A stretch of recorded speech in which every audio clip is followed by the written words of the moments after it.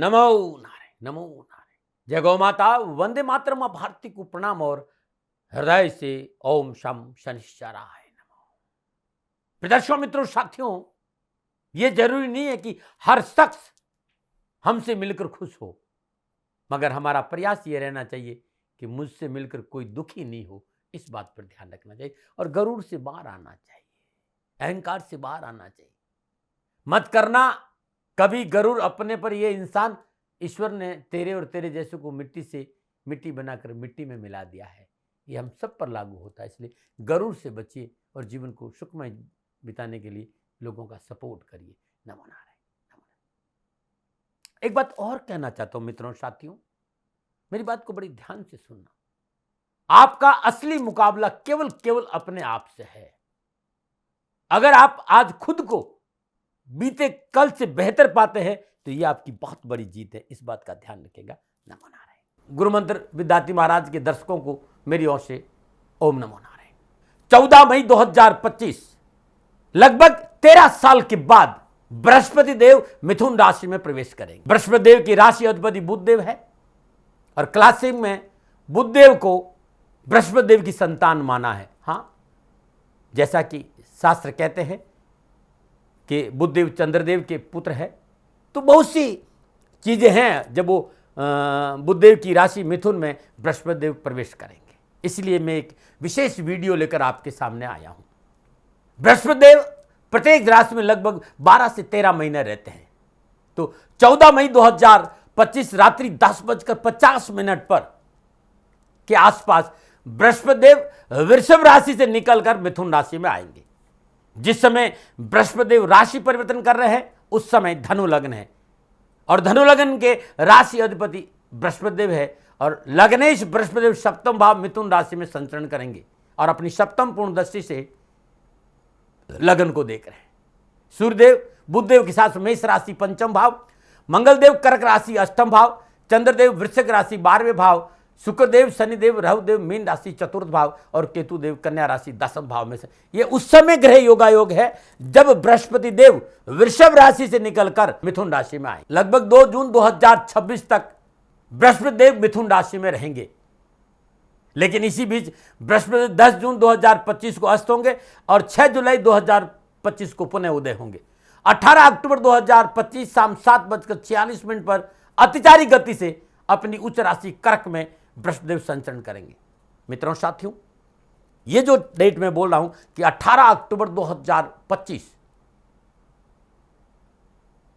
ये डेट 2025 से लेकर 2033 तक, ये जो 8 साल है, क्लासिक और हमारा शास्त्र ये कहते हैं कि इन 8 सालों में बृहस्पति देव प्रत्येक साल अतिचारी गति से संचरण करेंगे।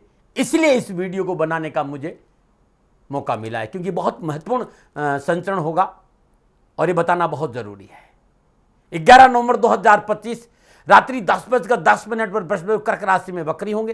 5 दिसंबर 2025 बृहस्पति देव वक्री अवस्था में पुनः मिथुन राशि में प्रवेश करेंगे। 11 मार्च 2026 बृहस्पति देव सुबह 8:56 पर मार्गी होंगे और 2 जून 2026 को बृहस्पति देव राशि परिवर्तन कर राशि में आ जाएंगे। मित्रों, साथियों, वीडियो बनाने के पीछे बहुत महत्वपूर्ण कारण है, क्योंकि मैदानी ज्योतिष पर, चराचर जगत पर बृहस्पति देव के मिथुन राशि में संचरण का और अतिचारी गति 18 अक्टूबर जो अतिचारी गति करेंगे उसका एक विशेष प्रभाव रहेगा। साथियों, अर्थ धर्म ज्ञान सुख समृद्धि आर्थिक संपन्नता भौतिक क्षेत्र में उन्नति दान पुण्य इन सब के कारक देवता बृहस्पति देव है। गोचर में बहुत कुछ परिवर्तन बृहस्पति देव की वजह से होगा। पुनर्जन्म के कर्म भी बृहस्पति देव से देखे जाते हैं। भौतिक क्षेत्र नहीं, आध्यात्मिक क्षेत्र में भी कितनी उन्नति करेगा यह जानकारी बृहस्पति देव से मिलती है। तो देवगुरु बृहस्पति धर्म अर्थ काम मोक्ष ये 4 प्रकार के पुरुषार्थ की दाता है और नवग्रह में सबसे नैसर्गिक शुभ ग्रह देवगुरु बृहस्पति है। महिलाओं के लिए बृहस्पति जीवन साथी का कारक है और पुरुषों के लिए धन का कारक है। यदि चंद्र लगन से देखा जाए तो आपकी जन्म राशि से दूसरे 5वें 7वें 9वें और 11वें भाव में गोचर वर्ष बृहस्पति सदैव उत्तम और लाभदायक फल प्रदान करते हैं। बाकी शेष भाव में कुछ कम फल प्रदान करते हैं और कुछ भाव में प्रतिकूलता भी प्रदान करते हैं। मित्रों, साथियों, बृहस्पति देव वृद्धि के कारक है, इसलिए अच्छा हो या चाहे बुरा, अच्छे भाव में बैठेंगे अच्छा फल और बुरे भाव में बैठेंगे तो बुरा वृद्धि करेंगे, क्योंकि योग वृद्धि कारक है।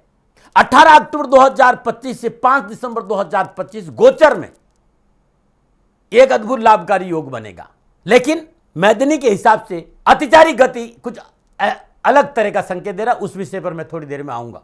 14 मई 2025 को बृहस्पति मृगशिरा के प्रथम चरण में प्रवेश करेंगे। मृगशिरा नक्षत्र के स्वामी मंगलदेव है। बृहस्पति देव और मंगलदेव में अनुकूल मित्रता है। पिछले 50-55 सालों के अनुभव से कहता हूं कि बृहस्पति देव मृगशिरा नक्षत्र में जब संचरण करेंगे तभी सभी जातक अपने कार्य में बहुत सजग, बहुत चौकन्ना और बहुत ही व्यवस्थित ढंग से काम करेंगे। न चाहते हुए व्यक्ति चारों ओर से चौकन्ना रहेगा, क्योंकि मृगशिरा नक्षत्र का जो सिंबल है वो हिरण का सिर है, और हिरण का सिर यानी गति, हिरण में गति बहुत ज्यादा है, वो तेज गति से भागता है। जिस भाव में बृहस्पति विराजमान होंगे उस भाव में एक विशेष गति आएगी, चपलता आएगी, चंचलता आएगी। उस भाव के कारकों के प्रति आप स्वतः ही सजग हो जाएंगे। जैसे यदि बृहस्पति पंचम भाव में है तो संतान को लेकर, शिक्षा को लेकर, शेयर मार्ग को लेकर, खेल के मैदान को लेकर युवा सजग रहेंगे। इन सब को लेकर व्यक्ति सजग हो जाएगा। यदि धन भाव है तो धन को लेकर सजग होगा, और कर्म भाव में है तो काम को लेकर, नौकरी लेकर सजग होगा, जॉब को लेकर सजग होगा। 2025 की अभी पहले चर्चा कर लेता हूं। 13 जून को बृहस्पति देव आद्रा नक्षत्र में प्रवेश करेंगे, और आद्रा नक्षत्र के स्वामी राहु देव। यह समय एक विशेष तरह का दुस्साहस का होगा। आपकी निर्णय क्षमता प्रभावित होगी। हर क्षेत्र में आप विस्तार के बारे में सोचेंगे और बहुत एनर्जेटिक आप रहेंगे। यह प्रभाव उस भाव पर भी पड़ेगा जिस भाव में बृहस्पति देव संचरण करें या जिस भाव में राहु देव संचरण करें।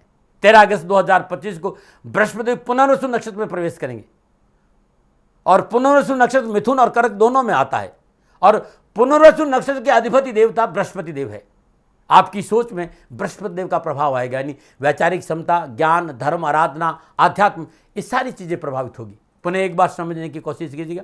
बृहस्पति देव उच्च शिक्षा, सौम्य विचार, सकारात्मक सोच, भाग्य, संतान, बैंक बैलेंस, लीडरशिप, धर्म, देश विदेशों का भ्रमण, इन सब के कारक बृहस्पति देव कहीं न कहीं आपको इन सब कार्यों में सुख प्रदान करेंगे। वास्तव में बृहस्पति देव यदि आपके लिए शुभ प्रभाव में विराजमान है, शुभ स्थान में बैठे हैं, शुभ भाव में बैठे, तो निश्चित इन सारी वस्तुओं की प्राप्ति आपकी होगी। गोचर का फल बहुत प्रभावशाली रहेगा। अब मैं आपको यह जनाना चाहता हूं, यह बताना चाहता हूं कि मैदनी ज्योतिष की मैं बात कर रहा हूं। चराचर जगत में 14 मई 2025 से लेकर 2033 के बीच में बृहस्पति देव की अतिचारी गति प्रत्येक साल में होगी, और इस गति की वजह से बहुत कुछ बदलने वाला है। इन वर्षों में प्रत्येक साल में एक बार, 8 साल है, ये 8 साल है 2025 से 2033 तक। इन 8 सालों में बृहस्पति देव फास्ट फॉरवर्ड मोशन में गति करेंगे। ये 8 साल विश्व के लिए मैदनी ज्योतिष के हिसाब से परिवर्तन के अनेक संकेत मिल रहे हैं। जिन जिन चीजों के कारक बृहस्पति देव है उन सब में भारी मात्रा में बदलाव का संकेत नजर आ रहा है, ट्रांसफॉर्मेशन का संकेत नजर आ रहा है।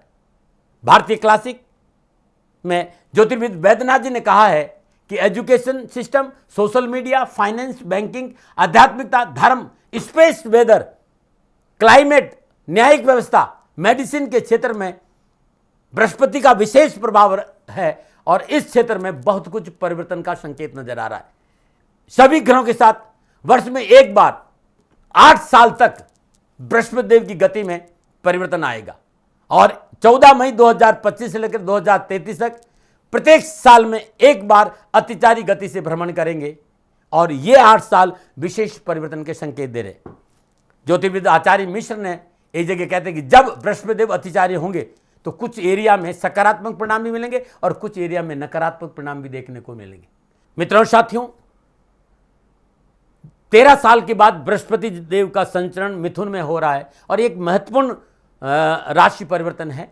इसलिए मैं 10 से 12 मिनट इसकी भूमिका जरूर आपको समझाने की कोशिश करूंगा। यदि आपको यह लगता है कि आपको भूमिका को नहीं सुनना है और राशिफल पे जाना है तो YouTube में फॉरवर्ड की व्यवस्था है, आप जरूर जाइए। लेकिन मेरा निवेदन है कि पूरा सुनना बहुत जरूरी है, जिससे कि आपको चीज समझ में आ रहा है कि मैं ये राशिफल क्यों बता रहा हूं, न मना रहे। मित्रों, साथियों, अध्ययन, अनुभव, आचार्य के मतानुसार स्पेस के कारक बृहस्पति देव है।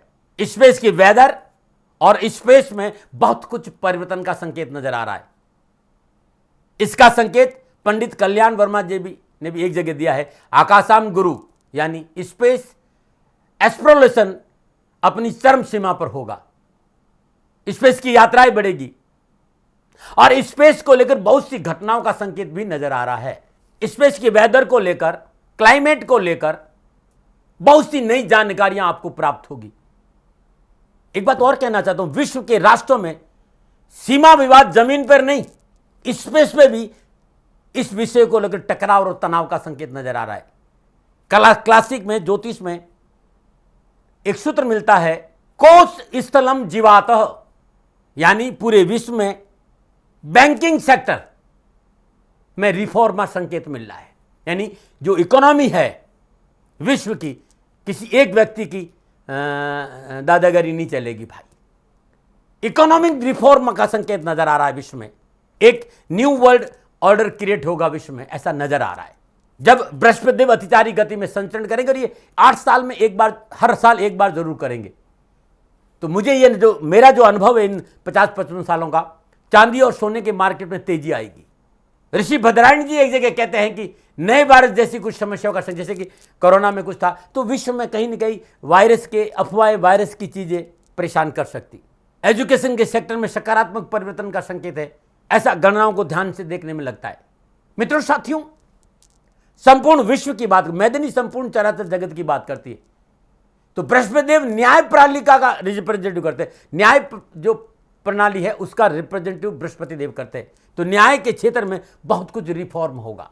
जो इस वर्तमान में जो न्याय का ढांचा है ये बदलता हुआ नजर आ रहा है। स्पेस और स्पेस वेदर की चेंजिंग की वजह से स्पेस में सैटेलाइटों में नुकसान का संकेत नजर आ रहा है, और साथ ही जलवायु परिवर्तन का संकेत भी है।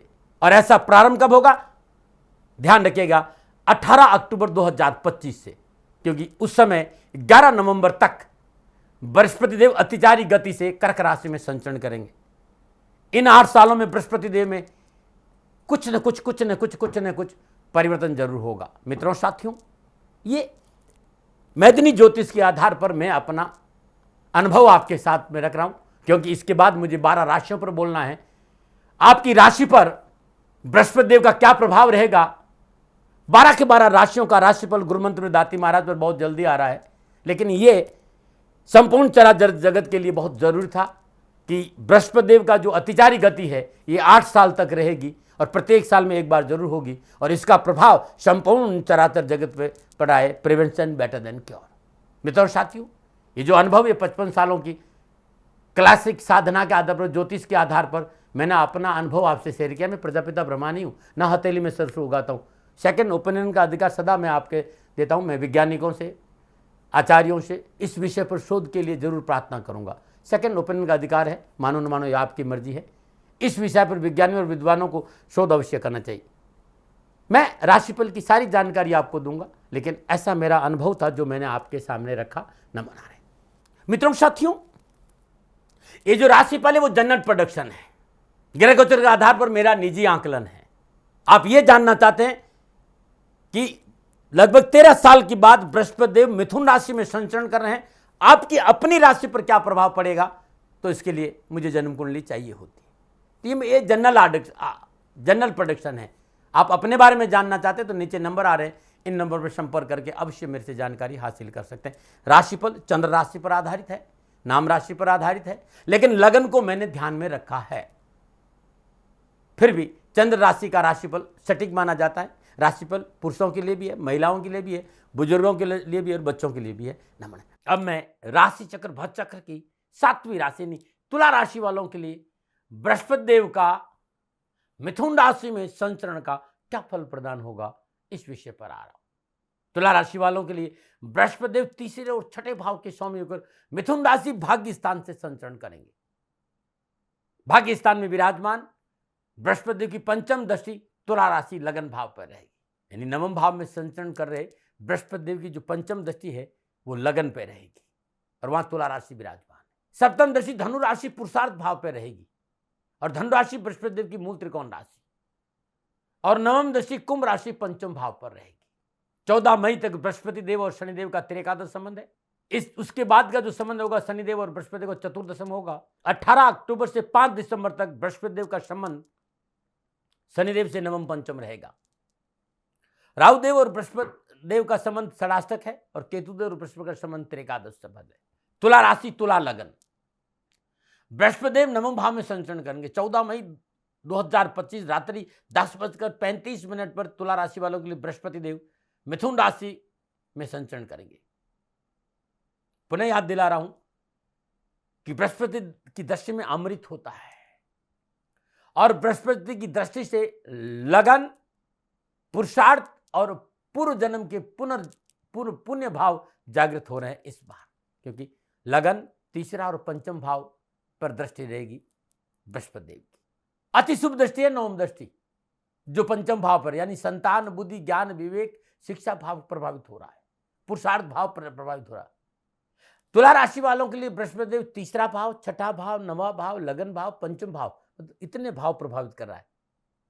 और तुला राशि वालों के लिए बृहस्पति देव का ये भाग्य स्थान में संचरण बहुत ही अपॉर्चुनिटी का संकेत दे रहे, मौकों का संकेत दे रहे, अवसर का संकेत दे रहा है। भाग्य और पुरुषार्थ का मेल व्यापार में, नौकरी में, समाज में, परिवार में कहीं न कहीं शुभ और बेहतर परिणामों के साथ साथ उन्नति के अवसर प्राप्त होंगे। मोटा मोटा ये जो संकेत मिल रहा है। तीसरा भाव गहरी इच्छाओं का है और बृहस्पति देव का इस समय आपकी इच्छाओं में पूर्ति में सहायक बनेंगे, यानी आपकी मनो इच्छाओं की पूर्ति होगी। साथ ही पिछली कारोबारी और नौकरी संबंधी परेशानी में कमी आएगी। रोजगार के एक से अच्छे साधन उपलब्ध होंगे और आर्थिक धनकोष में वृद्धि होगी। चल अचल संपत्ति की प्राप्ति का प्रबल योग है। नवीन योजनाओं पर कार्य करने का मौका मिलेगा और नवीन प्रोजेक्ट में सफलता मिलेगी और आप प्रशंसा के पात्र बनेंगे। आप सरकारी या गैर सरकारी नौकरी में हैं तो परेशानियों से राहत मिलेगी। इंक्रीमेंट और प्रमोशन के योग नजर आ रहे हैं। आप अपना घर खरीद सकते हैं, घर के लिए प्लॉट खरीद सकते हैं, अपने घर में सुख सुविधा का सामान खरीद सकते हैं। देश विदेश की लाभदायक यात्राओं का योग है और पारिवारिक मसले आपके पक्ष में रहेंगे, अपनों का साथ मिलेगा। जीवन साथी मनोन ट्यूनिंग रहेगी, अपने जीवन साथी के साथ ट्यूनिंग आपकी बहुत अच्छी रहेगी। और युवाओं विद्यार्थियों को कैरियर के क्षेत्र में कुछ अच्छा करने का मौका मिलेगा और स्वास्थ्य को लेकर राहत महसूस करेंगे। और इसका ये मतलब नहीं है कि सब थाली में परोस कर मिलेगा। इस समय और इस दौरान कारोबार, नौकरी, समाज में चुनौतियों का सामना भी करना पड़ेगा। और विशेष में 10 जून से 6 जुलाई के बीच में जब बृहस्पति देव अस्त होंगे, नौकरी, कामकाज, समाज में अनावश्यक उठापटक, तनाव का संकेत भी है। जीवन साथी और आपके बीच में टकराव भी हो सकता है। 11 नवंबर से जब बृहस्पति बकरी होंगे तब व्यवसाय और नौकरी को विशेषकर चुनौतियों से लड़ना पड़ेगा। लेकिन इस बीच जो उस बीच का समय है वो बहुत अद्भुत और लाभदायक है। 11 नवंबर से वर्ष के अंत तक कड़ी मेहनत, कठिन परिश्रम करना पड़ेगा। ये मोटा मोटा मेरे को संकेत मिल रहा है। और मैं आपसे एक निवेदन और करना चाहूंगा, ये जनरल प्रेडिक्शन है। ये जनरल प्रेडिक्शन है, चंद्र राशि के आधार पर ये जनरल प्रेडिक्शन है। आप ये जानना चाहते हैं कि बृहस्पति देव 13 साल के बाद मिथुन राशि में संचरण करें और आपके ऊपर इसका क्या प्रभाव रहेगा, तो उसके लिए आपका जन्मांक होना बहुत जरूरी, आपकी जन्म कुंडली होना बहुत जरूरी, आपकी जन्म की डिटेल होना बहुत जरूरी। उससे पता चलेगा कि आपकी जन्म कुंडली में किन किन ग्रहों का शुभ योग है और किन किन ग्रहों का दुर्योग है। आपकी जन्म कुंडली में बृहस्पति देव कहाँ विराजमान है, किस राशि में विराजमान है, किस भाव में विराजमान है और किन ग्रहों से दृष्ट है, और इसके साथ साथ इस समय वर्तमान में आपको किस ग्रह की दशा है, दशा किस भाव की है, दशा प्रतिकूल है या शुभ है, ये सब जानकारी आपकी जन्म कुंडली से मिलेगी। तो नीचे नंबर आ रहा है। आप ये जानना चाहते हैं कि बृहस्पति देव का व्यक्तिगत आपके ऊपर क्या प्रभाव पड़ेगा, तो आप अपनी जन्म कुंडली का अवलोकन करा सकते हैं। आप अपनी स्वयं की जन्म कुंडली बना भी सकते हैं। तो नीचे नंबर आ रहा है, इन नंबर पर आप संपर्क कर सकते हैं। ये मैंने मोटा मोटा आपको बताया कि बृहस्पति देव का मिथुन राशि में संचरण तुला राशि वालों के लिए क्या संकेत दे रहा है। लेकिन जब जब जब बृहस्पति देव वर्ष के अंत तक बाकी सभी ग्रहों के साथ योगायोग, दृश्य संबंध और युति संबंध स्थापित करेंगे, तब कारोबार, कैरियर, आर्थिक, समाज, परिवार, स्वास्थ्य, शिक्षा और नौकरी के दृष्टिकोण से, कैरियर के दृष्टिकोण से क्या प्रभाव पड़ेगा, अब मैं उससे विस्तार से बताने की कोशिश करूंगा। और सबसे पहले बात करूंगा मैं राष्ट्र के युवा और विद्यार्थियों की। युवा और विद्यार्थियों की तुला राशि की युवा और विद्यार्थियों के लिए भाग्य स्थान में विराजमान बृहस्पति की पंचम दशा लगन पर है, सप्तम दशा पुरुषार्थ भाव पर और नवम दशा पंचम भाव पर है। तुला राशि के युवा और विद्यार्थियों के कैरियर, कारोबार, कामकाज, शिक्षा के दृष्टिकोण से समय पूर्णता उनके पक्ष में रहेगा। नौकरी में अच्छी सफलता मिलेगी। उच्च शिक्षा के क्षेत्र में अच्छे अवसरों के साथ साथ परीक्षा परिणाम उत्तम रहेगा। पढ़ाई में एकाग्रता बढ़ेगी। पढ़ाई में आ रही आर्थिक परेशानी से मुक्ति मिलेगी। तकनीकी शिक्षा, मेडिकल, लॉ, रिसर्च और नॉन मेडिकल सेक्टर में भी अध्ययनरत विद्यार्थियों के लिए बृहस्पति देव का पूर्ण आशीर्वाद मिलेगा। Commerce, economics, marketing, telecommunication, media के क्षेत्र में अध्ययनरत विद्यार्थियों और युवाओं के लिए मेहनत और परिश्रम का पूर्ण फल मिलेगा।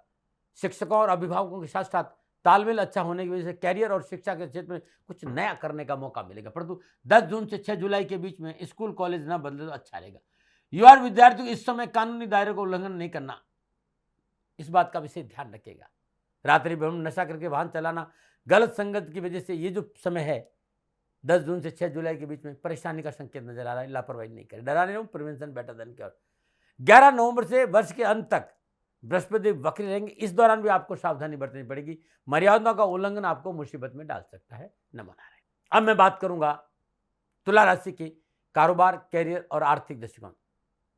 तुला राशि वालों के लिए बृहस्पति देव तीसरे और छठे भाव के संयोग भाग्य स्थान में विराजमान होकर नौकरी, व्यवसाय, राजनीति, प्रशासनिक दृष्टिकोण से उत्तम अवसर और लाभ का संकेत है। यहाँ कैरियर में जॉब को लेकर एक से अधिक अपॉर्चुनिटी और अवसर प्राप्त होंगे। बृहस्पति देव का ये गोचर बड़ी कंपनियों से जॉब को लेकर अच्छे अवसर दिलाएगा और इसके साथ साथ नौकरी में आपकी वर्चस्व में वृद्धि होगी। मेहनत और परिश्रम का पूर्ण फल मिलेगा। नौकरी में इंक्रीमेंट और नई जिम्मेदारियों का संकेत नजर आ रहा है। इस समय कुछ बड़े निर्णय आप ले सकते हैं। नौकरी, व्यवसाय, कामकाज में नया बदलाव का प्रबल संकेत है। साथ ही भूमि, भवन, वाहन खरीदने का संकेत भी नजर आ रहा है। बृहस्पति देव का ये राशि परिवर्तन संकेत दे रहा है कि व्यापारी भाई के लिए इस समय थोड़ी मेहनत तो करनी पड़ेगी, लेकिन व्यापार में लाभ प्राप्ति के अच्छे अवसर मिलेंगे। कारोबार के अच्छे सौदे हाथ आएंगे। अच्छी कंपनियों के साथ संबंध बनेंगे। पूर्व में किए गए निवेश का इस समय लाभ मिलने का प्रबल संकेत है। रोजगार के साधन उपलब्ध होंगे। गुजार लायक धन के साथ साथ आवश्यकताओं की पूर्ति और नौकरी में अनुकूलता रहेगी। 18 अक्टूबर से 5 दिसंबर के बीच में बृहस्पति देव और शनिदेव का नवम पंचम योग रहेगा और बृहस्पति देव इस समय अतिचार गति से कर्क राशि में संचरण करेंगे। ये नवम पंचम योग तुला राशि वालों के लिए अकस्मात व्यवसाय, नौकरी में सफलता दिलाएगा। आपका मनोबल, साहस और तेज में वृद्धि होगी। आत्मविश्वास बढ़ेगा। आपकी कार्यशैली में इसकी झलक आपको देखने को मिलेगी। इसकी वजह से आपके रुके बड़े काम बनेंगे। कार्य में सहजता आएगी। आर्थिक धन कोष में वृद्धि होगी। परंतु यदि आप कर्म का पालन नहीं कर रहे हैं, धर्म के साथ नहीं रहे, राष्ट्र, समाज और सामाजिक मर्यादा को उल्लंघन कर रहे हैं, मांस और मदिरे का सेवन कर रहे हैं, किसी गरीब व्यक्ति को सता रहे हैं, क्योंकि बृहस्पति का नवम पंचम योग में रहेंगे, तो आप शनिदेव और बृहस्पति देव की कृपा से वंचित रह सकते हैं। जब भी बृहस्पति देव और शनिदेव का नवम पंचम योग बनता है तो अप्रत्याशित रूप से आर्थिक स्रोतों में वृद्धि होती। देश विदेश की कारोबारी यात्रा का योग बनता है। वे भाई बहन जो विदेशों में रह रहे हैं उनके लिए इसमें पूर्णतः आगे बढ़ने को लाभ का संकेत दे रहा है। विदेशों में किसी भी चीज की समस्या, चाहे डॉक्यूमेंट की समस्या है, वीजा की समस्या है, परमानेंट वीजा की मामला है, सारी परेशानी से मुक्ति मिलेगी। चल संपत्ति को लेकर आप महत्वपूर्ण निर्णय भी ले सकते हैं। 10 जून से लेकर 6 जुलाई को बृहस्पति देव अस्त होंगे और 11 नवंबर को बृहस्पति देव वक्री होंगे, जो साल के अंत तक रहेंगे। इस दौरान विवादित सौदों से दूर रहना है, कानूनी नियमों का पालन करना है, सरकारी पेपर वर्क में कोई लापरवाही नहीं करनी। किसी भी तरह का बड़ा निवेश धन हानि का संकेत दे रहा है। जिस डेट मैंने बताई उस डेट में सावधानी बहुत जरूरी है। बिना पारिवारिक रजाबंदी के निवेश ना करें। इस दौरान बैंक लोन लेते समय पेपर वर्क का विशेष ध्यान देना बहुत जरूरी है। न मना रहे। बात करते हैं सामाजिक और पारिवारिक दृष्टिकोण से। सामाजिक और पारिवारिक दृष्टिकोण से तुला राशि वालों के लिए बृहस्पति देव का मिथुन राशि में संचरण शुभ और मंगलमय रहेगा। पारिवारिक परेशानी से मुक्ति मिलेगी। पारिवारिक सदस्यों का पूर्ण सहयोग प्राप्त होगा और पारिवारिक सदस्यों के सहयोग से पैतृक संपत्ति के मसले हल होंगे। पैतृक संपत्ति की प्राप्ति होगी। पुराने मित्रों और रिश्तेदारों से तालमेल में अनुकूलता आएगी। रिश्तेदार और मित्रों का पूर्ण सहयोग प्राप्त होगा। उनके सहयोग से परेशानी और झंझटों से छुटकारा मिलेगा और पैतृक मसले सुलझेंगे। घर परिवार में धार्मिक और मांगलिक कार्य संपन्न होंगे। पारिवारिक सदस्यों के साथ बैठने का मौका मिलेगा और पारिवारिक आवश्यकताओं की पूर्ति होगी और परिवार में एक सुंदर समन्वय बनेगा। और चाहे वो धार्मिक यात्रा हो, चाहे घूमने फिरने, तीर्थ यात्रा भी हो सकती है, ऐसा मौका भी मिलेगा। तीसरे भाव में बृहस्पति देव की शुभ दृष्टि होने से छोटे भाई बहनों का साथ अच्छा मिलेगा। परिवार में सुख शांति बनी रहेगी। आत्मबल मजबूत होगा। समाज में आपकी पैठ बनी रहेगी। सामाजिक सेवाओं का अवसर मिलेगा।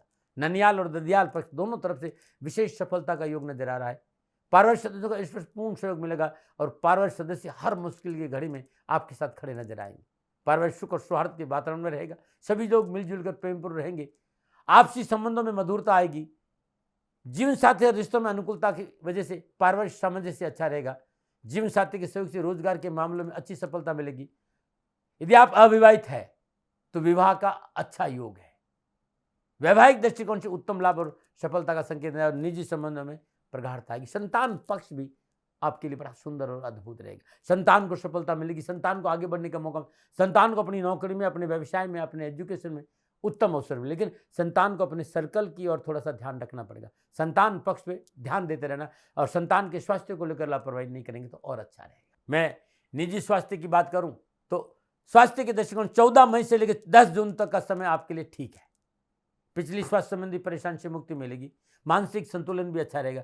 परंतु 10 जून से लेकर 6 जुलाई तक का समय बृहस्पतिदेव अस्त अवस्था में संचरण करें। इस समय cervical, liver, joint pain, BP जैसी समस्याओं का संकेत नजर आ रहा है। चिकित्सा में लापरवाही मत करिएगा। इसके साथ ही 11 नवंबर को बृहस्पतिदेव वक्री रहेंगे, तो ये वर्ष के अंत तक वक्री रहेंगे, तो विशेष रूप से पेट, कमर, लीवर संबंधी परेशानियों का संकेत नजर आए। और जो महिलाएं कंसीव कर रखे, जिन्हें प्रेगनेंसी में विशेष सावधानी बरतनी पड़ेगी। अनावश्यक आलस और प्रमाद से बचना होगा। शोल्डर पेन को लेकर भी परेशानी का संकेत नजर आ रहा है, इस पर विशेष ध्यान रखना पड़ेगा, न बना रहे। मैं यात्राओं की बात करूं तो यात्राओं को लेकर बृहस्पतिदेव का ये राशिफल लाभ का संकेत दे रहा है। छोटी और बड़ी यात्राओं से धन की प्राप्ति होगी, घूमने फिरने का अवसर मिलेगा, तीर्थ यात्राओं पर जाने का योग भी है। और यात्राओं में थोड़ा सा सावधानी है कि स्वयं वाहन चलाकर लंबी यात्रा नहीं करे तो आपके लिए अच्छा रहेगा। बृहस्पतिदेव की राशि परिवर्तन करने की कुछ विशेष बात है, क्योंकि 10 जून से 6 जुलाई के बीच में बृहस्पतिदेव अस्त रहेंगे और 11 नवंबर से वर्ष के अंत तक बृहस्पतिदेव वक्री रहेंगे।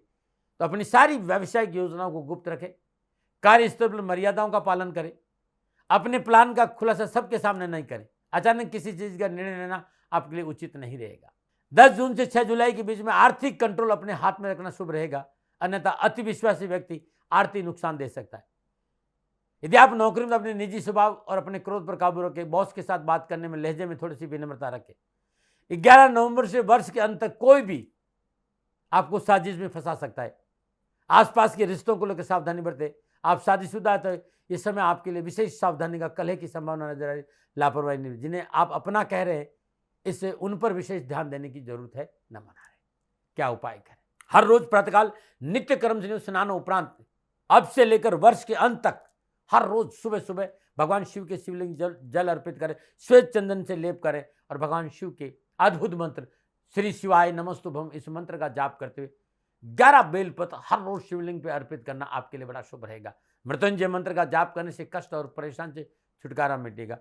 और यदि राधा कृपा कटाक्ष का स्रोत आप रोज पाठ करते हैं तो अद्भुत बृहस्पतिदेव की कृपा बरसेगी और धन की प्राप्ति होगी। आप अपने सोने वाले कमरे में बृहस्पति ग्रह का पिरामिड शयन कक्ष में रखें तो बहुत अच्छा रहेगा। और अपने पूजा स्थान में पारद के बने विष्णु भगवान की अंकुश प्रणाम मूर्ति पूजा स्थान में स्थापित करें तो परेशानी और कष्ट से छुटकारा। श्रद्धापूर्वक रोज पूजन करिएगा, नमन। तुलसी मैया के आगे शुद्ध देसी घी का दीप जलाना भी आपके लिए कल्याणकारी रहेगा, नमन। प्रदर्शकों, मित्रों, साथियों, ग्रह नक्षत्रों की गणनाओं के आधार पर तुला राशि वालों के लिए बृहस्पतिदेव का मिथुन राशि संचरण में जो राशिफल का संकेत है, मेरा निजी आकलन है। न भय, न भ्रम, न भ्रांति, न विवाद, न तर्क, शक, न उपनयन का अधिकार आपका था, आपका है, आप ही का रहेगा। मानो न मानो ये आपकी मर्जी। हाँ, आकलन मेरा था और मेरे से कोई भूल हो गई तो दोनों हाथ जोड़कर क्षमा मांगता हूँ। आप सुखी रहे, आप स्वस्थ रहे, समृद्धिशील रहे, शनिदेव के चरणों में मेरी प्रार्थना, नमन। प्रदर्शकों, मित्रों, साथियों, पूरा राष्ट्र ये जानता है कि मेरा जीवन गौ माता और बेटियों के लिए है। यत्र नारीस्तु पूजन्ते रमन्ते तत्र देवता। ठीक किसी तरह मेरा जीवन गौ माता की शरणागत है, उनके चरणों में है। पूरा राष्ट्र और राजस्थान का हर व्यक्ति जानता है कि दादी महाराज गायों से बहुत प्यार करते हैं, बेटियों से बहुत प्यार करते हैं। पिछले 35-36 सालों में सैकड़ों हजारों बेटियों के लिए मैंने अपना जीवन दिया है। और मैं ये कह सकता हूं कि गौ माता और बेटियों के लिए मेरा संपूर्ण जीवन निछावर है। और ये मेरे जीवन का उद्देश्य था, क्योंकि मेरे लिए राष्ट्र कोई बड़ा है, ना राष्ट्र से बड़ा कोई हो सकता, न संभावना है। और गौ माता और बेटियां राष्ट्र की धरोहर है, उनके लिए ये करना मेरा कर्तव्य भी था, मेरा कर्म भी था और मेरा धर्म भी था। मैं आपको किसी वजह से नहीं सुना रहा हूं ये बात, बस खाली बता रहा हूं कि ये मेरे जीवन का लक्ष्य था। मैं अपने राष्ट्र की सेवा करूं, ये मेरा धर्म है, क्योंकि मैं इस राष्ट्र का नागरिक हूं। पिछले 30-35 सालों से मैं बेटी बचाओ, गौ सेवा में अपना संपूर्ण जीवन राष्ट्र के साथ लगाया। समय बड़ा बलवान है। समय बलवान होता है साथियों। वर्तमान परिस्थितियां आर्थिक दृष्टिकोण से मेरी अनुकूल नहीं है, यह मैं संकेत आपको कई बार दे चुका हूं। धन नहीं मांग रहा हूं। मैंने आज तक राष्ट्र से कभी नहीं कहा कि मुझे धन दो, मुझे पैसे नहीं चाहिए। ना मैंने पहले कभी पैसे मांगे थे और ना मैं अभी पैसे मांग रहा हूं। और ये मेरा अहंकार नहीं है। बात बताना चाहता हूं, मैं अहंकार से ये नहीं बोल रहा हूं, क्योंकि मैं धन को लेकर कभी आपके सामने नहीं आया। ये मेरा निवेदन है। हमेशा मैंने आप लोगों से कहा कि राष्ट्र की सेवा करो, मैं भी कर रहा हूं और आप भी सेवा करो। धन नहीं चाहिए, लेकिन वर्तमान आर्थिक परिस्थितियां मेरे को यह कहने के लिए थोड़ा सा मजबूर कर रही है कि शनिधाम गौशाला की गाय दुखी नहीं रहे, इसके लिए मुझे आपका सहयोग चाहिए। और सहयोग तब चाहिए जब मैं आपके लिए कुछ करूंगा। मैं आपके साथ खड़ा रहूंगा आपकी समस्याओं के समाधान के लिए, चाहे वो पूजा पाठ हो, चाहे ज्योतिष हो, चाहे ध्यान हो, चाहे योग हो, किसी भी रूप में आपको मेरे से सहयोग चाहिए। आप सभी अपनी अपनी जन्म कुंडली देखना चाहते हैं। आप चाहते हैं कि मैं आपकी जन्म कुंडली देखकर आपको कुछ समाधान दूं, और आप सबको कुछ न कुछ जानकारी चाहिए।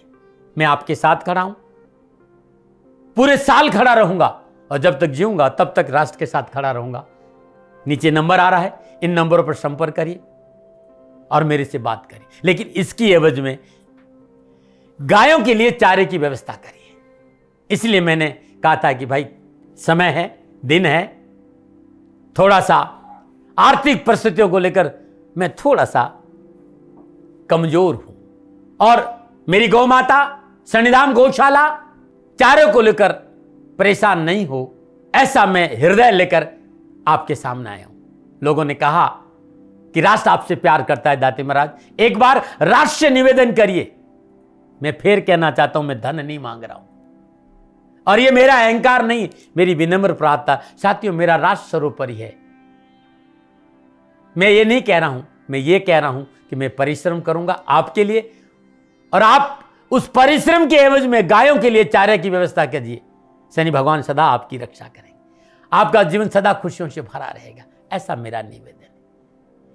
और वे सभी लोग जो सक्षम है, सामर्थ्यवान है, जिन्हें दाती महाराज के ज्योतिषीय समाधान की आवश्यकता नहीं है, उनको मेरा प्रणाम है। और उन सबको मेरा प्रणाम है जो शनिधाम गौशालाओं को सपोर्ट करते हैं, सेवा में कंधा से कंधा मिलाकर खड़ा रहते हैं। जब से मैंने ये सूचना दी, जब से मैंने ये मैसेज दिया, हजारों लोग शनिधाम गौशाला के साथ कंधा से कंधा मिलाकर खड़े हैं। उन सबको मेरा धन्यवाद, मेरा आभार, अभिनंदन।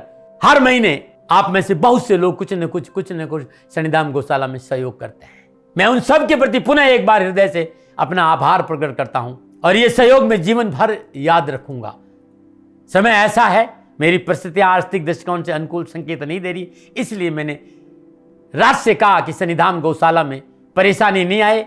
सरकार सपोर्ट करती है, सरकार की तरफ से जो वो करना चाहती वो करती, लेकिन उससे पूरा नहीं पड़ता है। सरकार की अपनी सीमाएं हैं साथियों, और उससे पूरा नहीं पड़ता है, और अपनी मर्यादाएं भी और सीमाएं। शासन के पास और बहुत से काम है साथियों।